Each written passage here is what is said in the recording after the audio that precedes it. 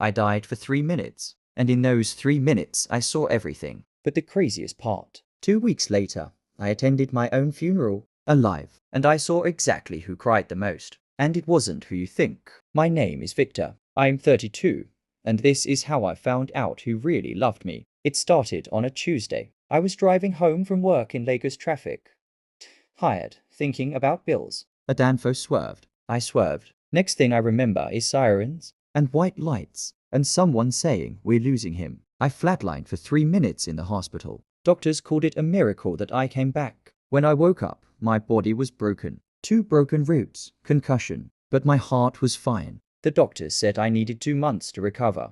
No stress. That's when I made a stupid decision. I wanted to test people. My family didn't know I was awake yet. The nurse said my phone had been off for 18 hours. So I told my best friend, Tunda, don't tell anyone. Tell them I didn't make it. I know, cruel, but I was tired of wondering. Who would show up? Who would care? Who was fake? Tunda thought I was crazy, but he agreed. By morning, the news was everywhere. Victor Payor, 32, dies in car accident. And I watched from a hospital bed on my sister's Facebook Live. The funeral was planned for Saturday. Open casket. I discharged myself Friday night. Still in pain. Still in a neck brace under my clothes. Tunda picked me up. Are you sure about this? He asked. No, I said. But I need to know. We sat in the back of the church, sunglasses, cap in the last row, like ghosts. And then the crying started. First was my MOM. She walked in holding my picture and collapsed. She screamed my name so loud the whole church shook. My son.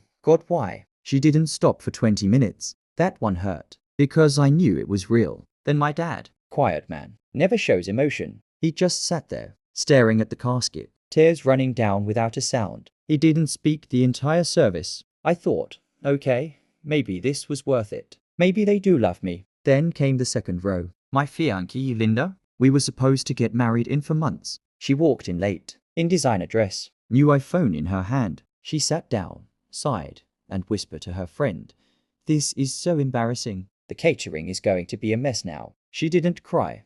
Not once. During the eulogy, she was on Instagram. When people hugged her, she rolled her eyes. My chest physically hurt, more than the car accident. Then my business partner, Chuka, the man I started my logistics company with. He stood up to give a speech. Victor was like a brother to me, he said, voice shaking. I promised to take care of his company, to keep his legacy alive. Everyone clapped. I almost believed him, until I saw him 10 minutes later outside, on a call, laughing. You're a man, with Victor gone. I own 100% now. Easy. Tunda grabbed my arm. Let's go. No, I whispered. Not yet. The last person to speak was my younger sister, Amaka, 19 years old, university student. She walked to the front with shaking hands. She didn't have a speech. She just looked at the casket and said, Bro, you promised you'd pay my school fees this semester. You promised you'd walk me down the aisle one day. Who's going to do that now? Then she broke down. Not loud, not dramatic, just a little girl who lost her big brother. That was the moment I couldn't take it anymore. The pastor said, let us have a final viewing. People lined up to touch the casket. Linda went first, took a selfie. Chuka went second, checked his watch. Then I stood up. The whole church went silent. 50 people, staring. A man in a neck brace and sunglasses, walking to an open casket with his own name on it. I took off my sunglasses. I took off my cap. My MOM screamed. My dad stood up so fast his chair fell. Linda dropped her phone. Chuka's face went white.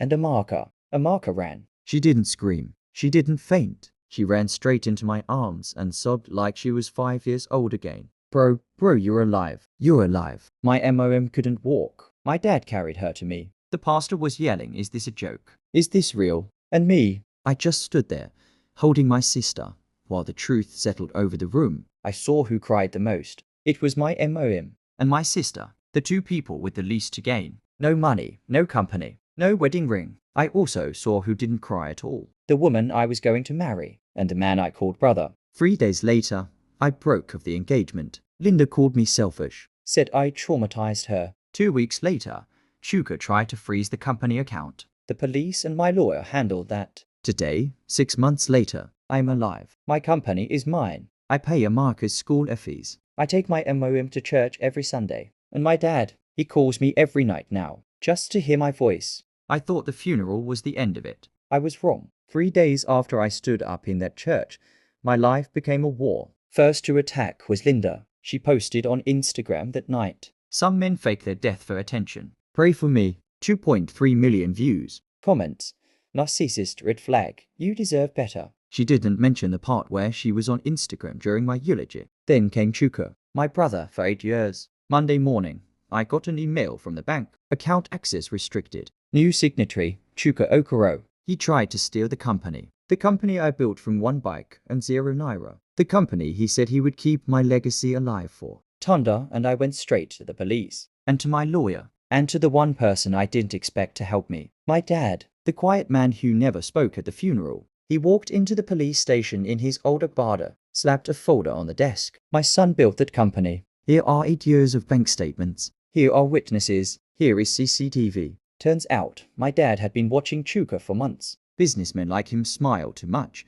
He told me later. I just didn't have proof until now. Chuka was arrested for fraud and attempted theft. Linda's sponsor dropped her brand deal. Karma was moving fast. 3 months later. Today, things are different. Amaka graduated. I was in the front row, crying harder than my MOM. I paid her school fees, and I walked her to collect her certificate. She whispered, "You kept your promise, bro." My mom's health is better. No more BP drugs. She cooks for me every Sunday. Jollof and goat meat. She still says my son when I enter the house. My dad calls me every night at 9 p.m. Victor, you chop? That's it. That's the whole call. But I know what it means. The company? We're bigger now. I renamed it Amaka Logistics, because the only person who cried for me without wanting anything deserved it. 2 weeks ago, I got a letter. Handwritten. Victor, I'm sorry. I was greedy. I was stupid. I saw you at that funeral, and I saw a ghost. I saw everything I would never be. Can you forgive me? Chuka. He's out on bail, working as a dispatch rider now. I didn't reply. Forgiveness doesn't mean forgetting, and it doesn't mean letting them back in.